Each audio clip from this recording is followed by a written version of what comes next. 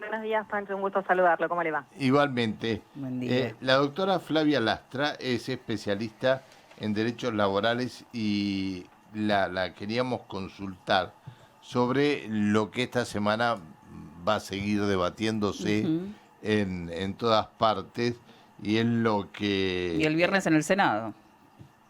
Así es. eh, vamos a charlar con ella. Esta aprobación por parte de diputados del proyecto de reforma laboral que ahora vuelve al Senado se encuentra con un artículo menos, pero con algunos puntos que son de importancia para todos los trabajadores, ¿no? La limitación de las multas por trabajo no registrado, la el régimen de indemnizaciones por despido, cambios en el periodo de prueba. Es todo una incógnita esto, doctora, ¿no? Bueno, sí, se vienen realizando estas modificaciones y estas propuestas desde la asunción de este gobierno, con la ley base, la 27742, después con algunos títulos que se incluyeron en el DNU, el 7023, suspendido por una medida cautelar que está a la espera de un dictamen de la Corte. Y bueno, estamos también con la expectativa de saber cómo va a seguir esto en la implementación en el mundo del derecho del trabajo. Obviamente son reformas muy estructurales, se habla de una ley de modernización, pero los laboralistas creemos que el término correcto es el de reforma, porque se va a las bases del derecho del trabajo y se producen modificaciones muy sustanciales, como usted mencionó. Ujú, ujú. Doctora, la limitación de las multas por trabajo no registrado y el nuevo esquema de indemnizaciones, ¿de qué manera lo observan ustedes? Bueno, la figura, sobre todo del FAL, ¿no? El Fondo de Asistencia Laboral, es la novedad que más impacta hoy. El tema de la derogación de las multas por la falta de empleo registrado, la registración deficiente, es algo que viene desde hace mucho tiempo, operando en algún momento con la 24013, que no ha tenido un éxito, por lo menos con enormes repercusiones. Y bueno, actualmente sí se implementaría un sistema que genera una modificación muy enorme al constituir este fondo de asistencia laboral, que es un modo de liberar al empleador del pago de las indemnizaciones que conocemos sin justa causa, ¿no? El ilícito contractual más grave que existe en el contrato de trabajo es el despido arbitrario, el despido sin justa causa. Obviamente esta ley contempla también la indemnización de otros tipos de extinciones contractuales, ¿no? La extinción, bueno, por un 241, que es el famoso mutuo acuerdo, algún despido indirecto, la fuerza mayor, la inhabilitación del trabajador. Lo cierto es que se crean cuentas individuales del empleador en entidades financieras que van a ser autorizadas por la SNB, que van a ser aportadas con contribuciones de aportes patronales, y a partir de allí, cuando se decida la desvinculación, la extinción de un contrato de trabajo, el empleador notificará a este fondo de asistencia laboral a través de una declaración jurada, y es el fondo quien deberá proceder a la cancelación del pago de lo que correspondiere por la liquidación, ¿sí? Ujú. Es una modificación sustancial porque hay un traslado de lo que tiene que ver con los costos. Habitualmente lo que tiene que ver con la extinción del contrato de trabajo tiene varios efectos, sobre todo en el empleador. Busca, en primer lugar, tener un efecto punitivo porque busca sancionar la conducta antijurídica más gravosa. También busca reparar al trabajador o a la trabajadora por los daños que padece ante la extinción del contrato de trabajo, pero tiene un efecto disuasivo muy importante porque el empleador, al tener que asumir los costos de una desvinculación, piensa dos veces si lo va a hacer o no lo va a hacer y de qué manera lo va a realizar. En este caso, lo que se entiende es que se pierde uno de los efectos más importantes, que es el disuasivo, y con ello se lesiona lo que puede ser la tutela de la protección frente al despido arbitrario, que está garantizada en el famoso 14 bis de la Constitución. Doctora, ¿qué pasa con el traspaso de la justicia laboral a la ciudad? ¿En qué podría complicar a un trabajador que tenga que hacer algún tipo de reclamo ante la justicia por alguna irregularidad o alguna cosa que considere injusta en su trabajo? Bueno, esto hay un acuerdo ya que está en el anexo de lo que es el proyecto de ley de modernización laboral entre el Estado Nacional y el Gobierno de la Ciudad de Buenos Aires. Complicaciones por lo que tiene el plazo, obviamente se dan 180 días para la constitución de este foro y uno entiende que hay una disminución del acceso a la justicia, hay posiblemente algún cuestionamiento a lo que tiene que ver con el acceso al juez natural, bueno, entre otros cuestionamientos que tienen que ver con que no se sabe todavía cómo se va a asumir la gran cantidad de causas que existen, bueno, si efectivamente va a haber presupuesto para la asunción de tamaña obra, ¿no? De tamaño traslado. Bien. ¿Eso también se traslada a las provincias? No. No. Esto en principio no. Esto tiene que ver con Estado Nacional y Ciudad de Cava. Está bien.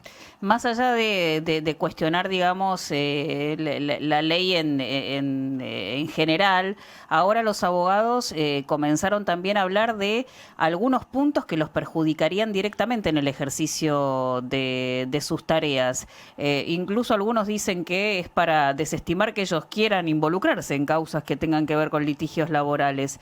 Uno de ellos tiene que ver con el pago de las costas y otro también con que se les podrían reclamar a ellos, incluso si sale mal, digamos, el juicio que hayan encarado con un defendido, pagar parte del costo, ¿puede ser? Sí, lo que se sanciona en realidad es la pluspetición, trasladando la posibilidad de que la asunción sea repartida entre el profesional y el trabajador, lo cual nos obligará seguramente a los profesionales a ser ajustados en lo que tiene que ver con el reclamo, pero eso también tiene que ver quizás que con una fantasía sobre que los juicios laborales pareciera que son exorbitantes, en realidad habrá que analizarlo, y sí se establece un tope de regulación de lo que tiene que ver con los honorarios y una especie de prorrateo para el caso de que se alcanzara el tope. Y obviamente entendemos que eso afecta a lo que tiene que ver con el ejercicio de la abogacía independiente y liberal. También se obliga a que los pactos de cuotas litis sean homologados. Bueno, sí genera algunas nuevas circunstancias que van a tener que ser atendidas. Bien, ustedes consideran... perdón. No, perdón, Pancho, por Nico. favor, por favor. Dale, Bueno, dale, dale. La pregunta, doctora, tenía que ver con el trabajador independiente. ¿Cuál van a ser los principales cambios y el impacto que va a tener en este grupo de trabajadores? Bueno, desde hace tiempo se viene intentando fortalecer lo que se llaman las nuevas formas de parasubordinación laboral, ¿no? Se las estudia de ese modo porque en realidad pueden simular o estar encubiertas formas de trabajo, pero que ante la necesidad de tener un medio de subsistencia, el trabajador acepta formas que no estén registradas como relaciones de dependencia. Esta ley, obviamente, al hacer una modificación en el ámbito de aplicación, hace una ampliación también de la exclusión, dejando afuera en particular a los trabajadores de plataformas digitales, a los prestadores independientes y sus colaboradores, y aquello que anteriormente uno podía ir a plantear a los tribunales y demostrar que en realidad existía la subordinación técnica, económica, jurídica y que la relación estaba encubierta, pareciera que hoy empieza a dejarse afuera y a fortalecerse para que esos trabajadores vayan a su propio riesgo, ¿no? Lo cual obviamente fortalece una posición de debilidad de quienes asumen esta posición porque no tienen otra opción y porque no hay generación de empleo registrado. Bien. ¿Ustedes creen que esta ley viene en un momento justo o que esta ley nunca tendría que haber existido? Nosotros creemos, creo, no, voy a hablar por mí porque no sé Bien, si bien. estamos Usted en como caso de abogada, Sí. laboralista, le pregunto. Sí, creemos por ahí, que yo lo que creo es que se perdió una oportunidad de revisar algunas cuestiones que sí tienen que ser atendidas en el derecho del trabajo argentino. Nadie niega que es necesario generar reformas, modernizaciones. De hecho, hay algunos puntos de la ley que van hacia lo que tiene que ver con la digitalización, la tecnologización, que ya está inserta en la sociedad y en consecuencia era necesario reconocer. pero a lo mejor se perdió la oportunidad de debatir en profundidad con especialistas y con todas las partes que están involucradas, los representantes de los trabajadores mismos, los empresarios, algunas cuestiones que tienen que ver con contingencias que les preocupan y que quizás no fueron asumidas en esta oportunidad. Uh-huh. ¿Va a bajar la litigiosidad, como dicen, esta ley, o en realidad va a crear una litigiosidad nueva por determinadas cosas que atentan contra lo que uno concebía como derecho del trabajador? Sí, yo no creo que vaya a disminuir la litigiosidad, por el contrario, creo que hay bases constitucionales afectadas, de modo que los trabajadores van a seguir acudiendo a la justicia para buscar el reconocimiento de sus derechos. Seguramente sí. Sí. ¿Va a ser igual para todos o va a impactar la ley para los nuevos trabajos una vez que se promulgue? No es una ley retroactiva, ¿sí? Va a regular los efectos que estén pendientes en los contratos de trabajo que estén vigentes y en las extinciones que se produzcan a futuro. Bien, pero no puede incidir en ningún trabajador que esté prestando servicio en este momento.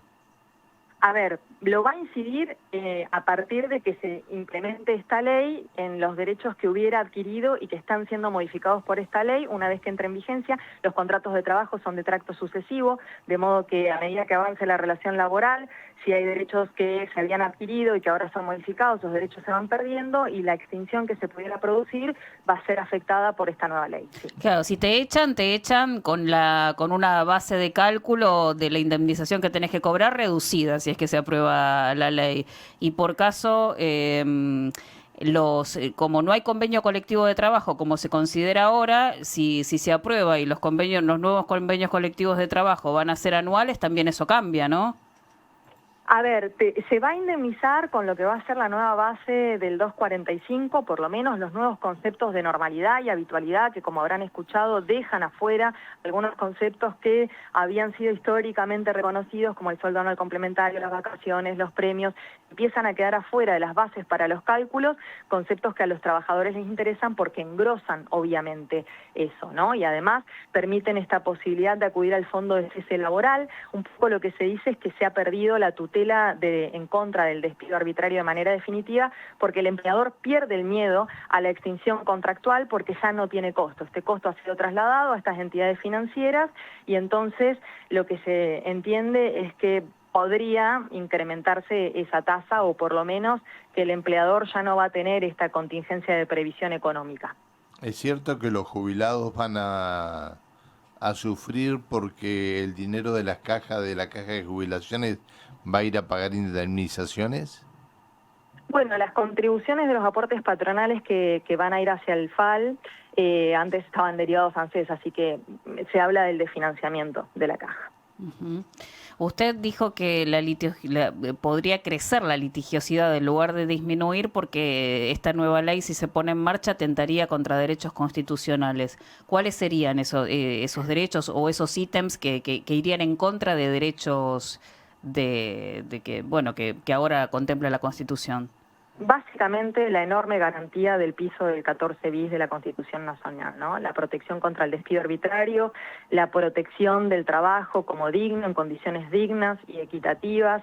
Hay una modificación sustancial ahora en lo que tiene que ver con el ejercicio de la facultad del ius variandi, que ha sido una facultad que siempre ha sido concedida al empleador, pero que anteriormente siempre se reconoció que fuera ejercida con limitaciones, que no pudiera ser ejercida de manera irrazonable, y se disponía que esta modificación o este ejercicio de la facultad del ius variandi, que podía modificar elementos accidentales y no esenciales del contrato de trabajo, nunca ocasionara un perjuicio a la dignidad o a la moral del trabajador. Ahora estos párrafos han sido suprimidos, de modo que pareciera que lo único que se van a contemplar son los eventuales daños materiales que pueden padecer los trabajadores, y no hay que olvidar que la esfera enorme de protección que se da dentro de la Constitución tiene que ver con garantizar trabajo digno, ¿no? En condiciones que sean decentes, con jornadas que sean limitadas, con una protección contra el despido arbitrario, con beneficios de la seguridad social, con acceso a la salud, con la posibilidad de tener el descanso, el proyecto y la planificación de vida. Aparece una idea en el futuro de que algunos de estos elementos no van a ser debidamente tutelados. Y yo entiendo que eso va a llevar a los trabajadores al reclamo. Está bien. Doctora, seguramente no va a ser la última vez que hablemos con usted. La iremos consultando a medida que esto avance, a ver cuál es su opinión y qué le podemos transmitir a nuestra audiencia. Le agradezco que nos haya atendido.